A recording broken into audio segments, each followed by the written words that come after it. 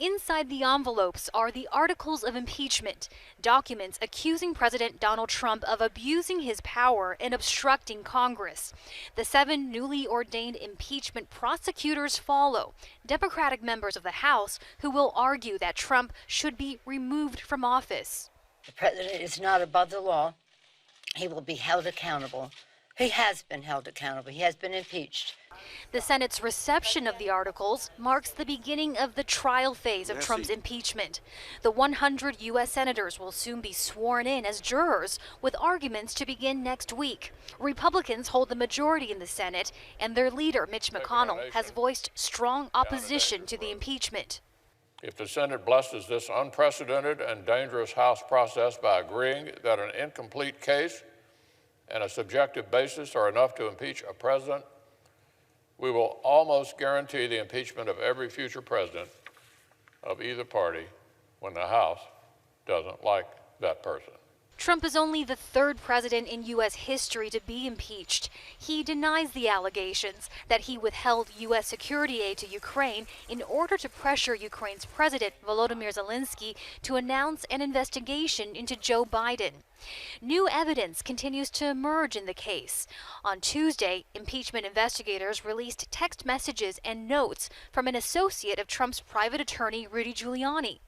"Get Zelensky to announce that the Biden case will be investigated," wrote the associate, who had been dispatched to Ukraine. And in a letter addressed to the president of Ukraine, Giuliani says he is acting with Trump's knowledge and consent. Witnesses may tell the truth and witnesses may not tell the truth. Documents generally lie. Whether the new documents or potential new witnesses will play a role in Trump's trial is an open question. The president's defenders say no, but polling shows the majority of Americans think senators should hear new evidence in order to have a fair trial. The Senate is on trial as well as the president. Does the Senate conduct the trial according to the Constitution to vindicate the Republic? Or does the Senate participate in the president's crimes by covering them up? At least 4 Republican senators would need to agree to open the trial to new witnesses. That's possible. But the odds for conviction and removal are much steeper.